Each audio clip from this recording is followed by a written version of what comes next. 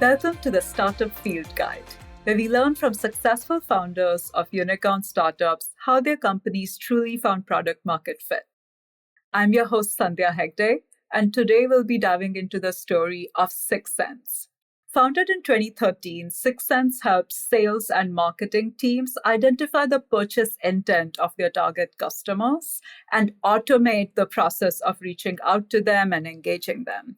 Last valued at over $5 billion, 6sense has over 2,000 customers today. It aggregates buying signals like website visits, email opens, product review hits, and then leverages machine learning to help customers do account-based marketing and automate a lot of the workflow. With us today is the CEO of 6sense, Jason Zintak. Jason, welcome to the Field Guide. Thank you. Excited to be here. Me too. So Jason, you joined 6sense as the CEO while the company was still pretty early, 3-4 years into their journey way back in 2017. I'm curious what attracted you to this particular company. It's a very big decision to come in as CEO. How was the company doing, and why did you feel like this was the team to join? Yeah, sure. It's an easy answer, actually, but maybe some background will help you for context. I grew up in sales and marketing. Namely, the majority of my career was at SAP as a seller. Graduated through some roles there. Went on to be a CRO at a JDA software now called Blue Yonder. John Rahm just won the Masters. I sponsor him. Right. And then Responsis, an email marketing company. And then the last company before 6sense was called Platfora, and Platfora is a big data visualization Hadoop-based analytic tool. We sold it to Workday, and as I was sort of sitting on the sideline thinking about what to do, the last two career stops were probably what influenced my attraction to 6sense, and that is that email marketing and then big data were the two career stops, and 6sense was trying to solve those two things for B2B marketing. So leveraging big data, data science, machine learning to solve for how do we market and sell better across new channels. And very early stage when I got to them, but a problem worth solving, and one that I thought could evolve, and why I got most excited because it's really my former function as a career as well as the companies I was at. How did you go about evaluating like the where the company was, the founding team that you would be working with? It's obviously a fairly crucial decision to make sure that you have the right chemistry with the founders, and would love to understand more about your process of how you kind of evaluated the opportunity. Yeah, well, the introduction was pretty easy. So Battery was an investor in Platfora, Right. and also an investor in 6sense. I also had a common former CEO of PTC was on both boards, and so this was the familiar introduction. And they said, "Hey, you don't have anything to do now. Why don't you check out this company?" And effectively, we dated for probably 6 months. We got to know each other, and it was getting to know the executive team and the employees and the product, and sort of digging deep. And it did take 6 months, and I was under. Neither of us were really pressured to do anything. It was, hey, there may be a match here where the founders had gotten to a point in the company's evolution where they wanted some complementary skill sets, and that's ultimately what I'd say. First, we said, do we like each other? And second, do we believe in a common vision? And the rest sort of took care of itself through the multiple meetings. And what were your observations about where the company's kind of technology and product was at the time? Yeah, so it was early stage. We were about 4 or 5 million in ARR when I was evaluating and ultimately joined. And I'd say product market fit was initial, but not totally there. We had, I mentioned I think I mentioned that 6sense was based under the concept of if we help understand big data and those Right. elements around B2B marketing, sales motions, perhaps we can learn from it through machines and leveraging algorithms, et cetera, to then predict outcomes of who might be in market to buy a certain product. And that's actually what they're doing. But I used to call it back then a black box, because all it put out was a score. Mm. a 1, 2, 3, or 4 on buyer propensity. And so at that point in time, it was really just this black box and a score, no application effectively, and no way to interact with the data. And that's about where I met the company. And you must have talked to kind of early customers of the company at the time. What was your takeaway from those conversations that, kind of helped you identify this diamond in the rough? Yeah, that's exactly what it was, a diamond in the rough, and sort of my why I was so encouraged with what they were doing, but yet lots to still do. The interaction with the customers told me what I presumed, which is, and by the way, this is some of my sales DNA, was oh, hey, this account is a 1. They're ready to buy, and the next question that a seller would say is, well, why, who, how do you know that? Tell me where can I see that? And the answer was, well, it's just because our data science tells you to. So and most sellers and marketers are skeptical and want to understand how and why. And so the customer feedback, not only my own observation, was, these scores are interesting, but it's hard for us to get the sales and marketing and field teams to understand the recommendation. How do they trust the recommendation? And so what I thought was the big opportunity is that we could eventually contextualize uh, that data, that score, the why the customer might be signaling intent to buy, and then ultimately being able to action that. So create the business workflow that contextualizes the data score, the insight, but then action on the insight. So be able to do something. We used to say, know anything, do anything. So if we know it, what can we do? And the do is send an email, an ad, a post to LinkedIn or Facebook. And that's ultimately what our dream was. My dream was with the team to activate that and mature it. So customer retention, interactivity with the product would become real. Makes sense. So you've gone from kind of black box to, I can trust the box and I can act on what it is telling me. Even though the technology is the same, the product feels very different. Right. And so what I discovered in sort of the dating process with 6sense and the founders was they had done the hard part. They had done all the data mastering, the application of AI, machine learning, solving the problem. But now we need to put it in presentation format for sellers and marketers to truly collaborate, create the user interface, the business workflows that allow them to understand that data and then do something with the data. And if we could do that, we would be the next generation B2B selling and marketing platform. And it took some trust because that's a lot to build. Right. And happy to say 6 years later, we did, and it's here, and it's actually out in the market now, which is pretty cool. And how would you describe the go-to-market strategy that, got them from like 0 to 4-5 million in ARR versus, the changes that you all ended up making together after 2017? Gosh, I think the 0 to 4 or 5 million was probably just brute force and mass networking. And, it wasn't a PLG product. It actually required data integrations, data mastering. We automate that now. Back then, it was more custom work. So making sense of that data, organizing it to be ready to apply the AI, and leveraging who you know, the classic sort of investors. Can you introduce us to your portcos? Can we try it out? We actually started in big companies like Cisco and Dell, were some very early stage customers. In fact, the company was idea and concept was spawned out of a consulting project at Cisco. Right. And then further there, the company was founded, hey, instead of doing this manually, can we create a SaaS-based product that would be a platform? And what were some of the first few things you did? Do you remember your 90-day plan? Did you have a 90-day plan? It's to learn typically, like learn, observe.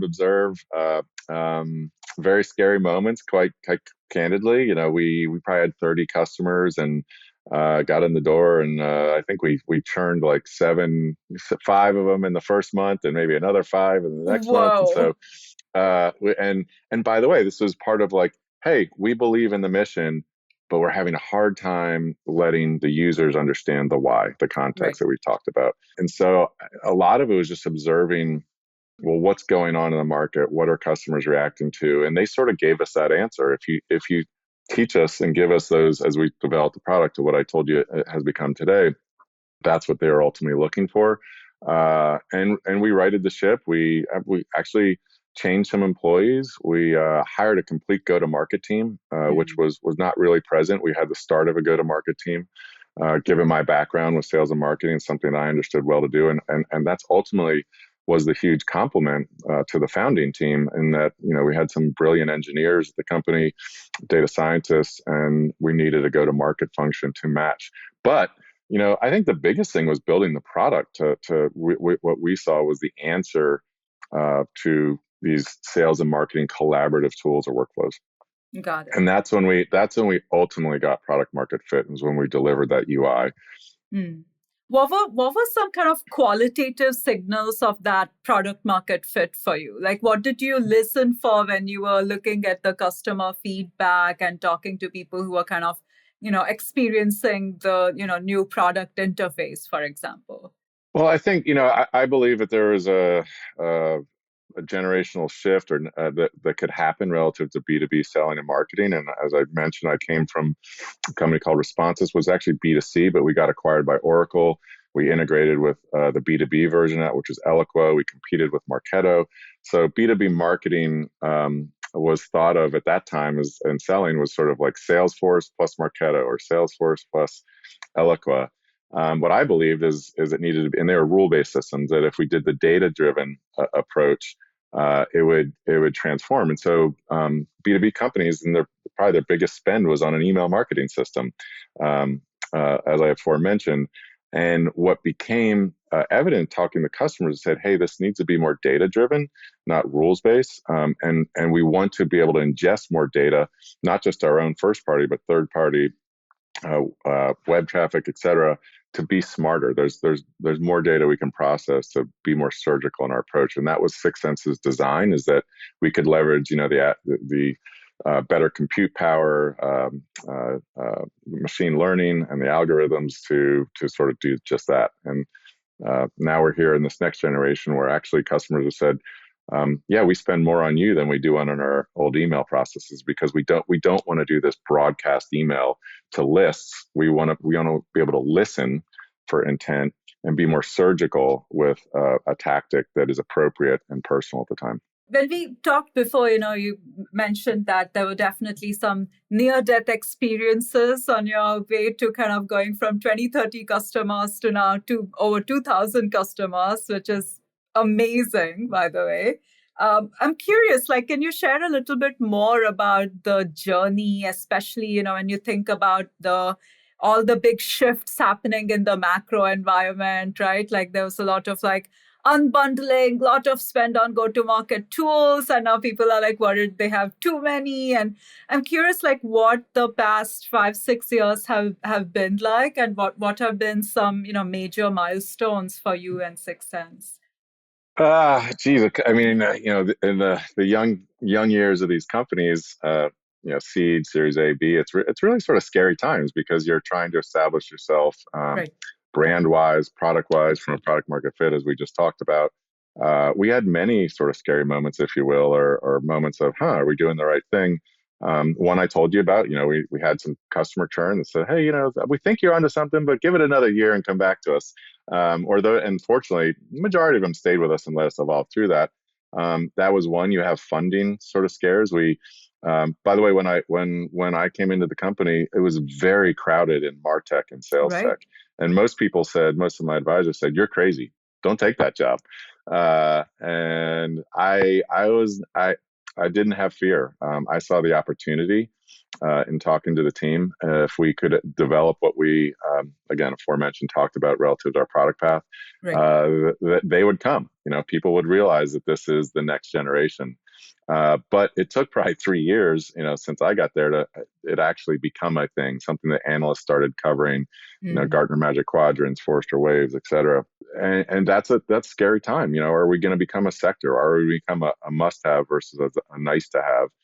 And we also believed in sort of a platform play that we could consolidate different functions, so people wouldn't buy what was traditional back then as many tools that they'd stitch together. So today you can buy from 6sense our firmographic data, technographic data, contact data, put it into the system, use that data to then help you do the emails, the ads, the social posts, create segments and cohorts that you market to, and listen for signal in the market so you know what to do. And today, we've evolved to leveraging generative AI.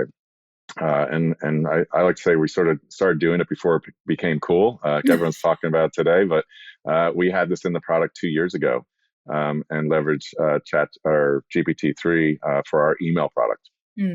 Got it. Makes sense. I'm curious, how has the shift to generative AI kind of impacted the long-term product vision for 6sense? Because I think, originally the core technology was very much around prediction and using data to predict kind of signals, whereas generative AI is still prediction but token prediction and kind of very very different style in terms of like the product value that it adds. Does it feel very cohesive in terms of your vision? Like it's all about automation. We got this. I'm curious whether there have been tough conversations internally around, is this a distraction? Is it still consistent with your mission? Yeah, no, I think it's actually just it's evolved naturally as the next thing, and because I think core to 6sense, we've always been big data, right? Applied machine learning AI, and that's some of the basics of which we got funding at the outset of the company. Today, many companies are getting funded based on generative.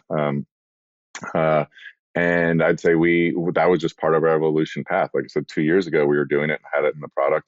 And we believe that the AI would evolve, and we want to do all things AI, big data, because we know there's too much data for humans to make sense of, and sellers and marketers can no longer process simple lists to understand behavior. And so, it's sort of next version for us. And the neat thing is, today people are announcing products, but these products are still have human intervention. Our email product, because we've been building it for 2 years, leveraging GPT 3.5 now, is no human required. And so it actually writes first email, second email, third email on responses, and it is very human-like. And we leverage, of course, 6sense's core data and intent signals to make that even more powerful. Oh, that sounds really awesome. And obviously, I spend a lot of my time with founders and startups. So I'm really curious how you are thinking about, given that 6sense started as its DNA with, serving enterprise customers who already have a lot of data to leverage and analyze. How are you thinking about the mid-market and SMB segments? And perhaps kind of related question, how do you, as a big mature company, how do you start building more self-serve experiences? Because, that's not easy, right? You have all this like really strong enterprise DNA, a lot of enterprise customers, and now you need to also like come up with a plan for a great bottom-up self-serve experience. I'm curious what that process has been like at 6sense. Yeah, well, so we founded in the enterprise segment as our customers, right. And so we weren't cool. I mean, we didn't have PLG until probably a couple months ago, in reality, because we went through traditional enterprise sales cycles, and these were big data projects, and data was messy and needed to be cleansed and transformed. And we've since though come down market, so we went from enterprise to mid market. And actually, we now service small businesses, and 100 employees and above is sort of generally where we start. And much to my surprise, that I was actually very skeptical to go into the small business, but it turns out, and my team convinced me, and they had good research on it, and the product worked, and we didn't have to really make any changes. So that was fascinating. Now, what we didn't have was PLG, and we wanted to bring a freemium sort of aspect to it, so it was easier for people to adopt and buy 6sense. So naturally, as we came down market, we thought there's more of a crawl, walk, run that should people be able to step into 6sense. To give you an example, we launched our first our PLG product in 2 weeks ago. It's called Revenue AI. In 2 weeks, we signed up 5,000 users. Wow! For mounting it, and that's a free product. So Companies can go out and use it and step their way into 6sense and figure out if it's something they like, and we'll continue to mature from there. How do you think about like the first kind of aha moment that someone has with 6sense in the bottom-up self-serve experience versus when you are going through a top-down enterprise motion? You need to the aha moment needs to be more about building trust and conviction as opposed to just starting with features and functionality. I'm curious how you think about that, and how you are thinking about evolving your own point of view on what the future of like go-to-market strategy looks like in this blended world where everyone's kind of doing some bottom up, some top down, all at the same time.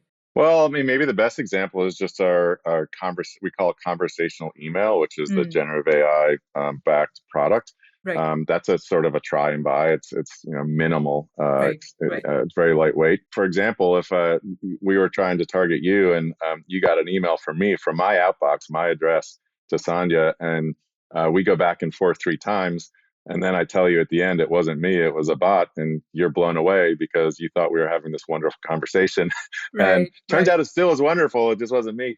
That is proof in the pudding. And that's actually what we use as the demo to say, hey, just try it this way because you'll be impressed. It's responsible. It has good conversations. You can, of course, have human intervention if you want to, when you want to, through different stages. But that is a really good way to say, try it and buy it and use it. And it's proof in the pudding because people say, wow, that's quality. Right. The other aspect is our revenue AI product, which simply a seller can say, I need to understand some general intent in a signal or a contact or what products do they have installed at XYZ company. Log in, grab it from 6sense and go. And that builds the trust again in the data to do your job. I'm curious whether the shift in the modern data stack and the data ecosystem and kind of this a better adoption of warehousing, has that impacted your customers' ability to get more value out of 6sense? Like, what are you seeing in kind of the data ecosystem that is a good tailwind and will help future go-to-market leaders do this better? Yeah, the stack has completely changed, and that was one of my reasons I was most excited about 6sense and the vision is just that, for instance, the old email systems were just one channel and sort of first party data for the most part, and we all know how data is proliferated and how many different sources it could come from.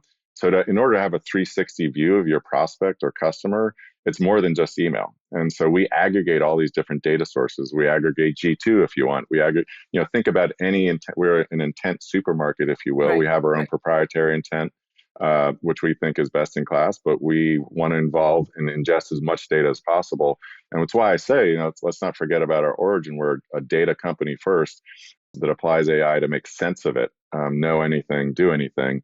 And I believe that's, our customers tend to call us the central nervous system, and that's the pendulum swing from some of these channel-based tools to a data-centric stack or the central nervous system in 6sense to help understand what to do so you can then execute a tactic across any channel. I'm curious, kind of coming back to present day, there's been massive changes in the macro ecosystem, especially when it comes to go-to-market. People are kind of decreasing go-to-market headcount where they can, and the next year or two, feels like it's going to be tough. How have you and the 6sense team kind of adapted to that, or has there been like changes you've thought about making or had to make to your positioning, your go-to-market strategy, your product? Like, how does the macro environment affect you in the next couple of years?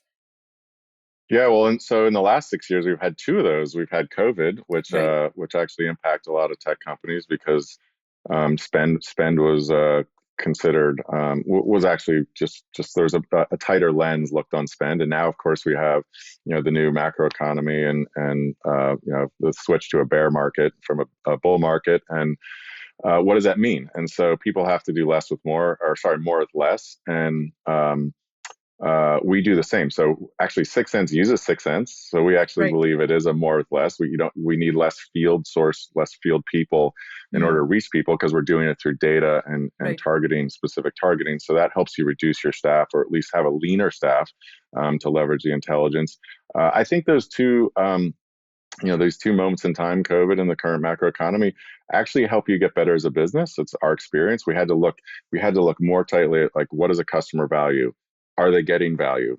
We now issue ROI studies on our product to all our customers and report back quarterly, so they can see real impact of the product they're using. And I think, for any young company, that is a forcing function. Today's economy, certainly one of them, is, are you delivering value to your customer? What does it look like? And do they actually see what we see?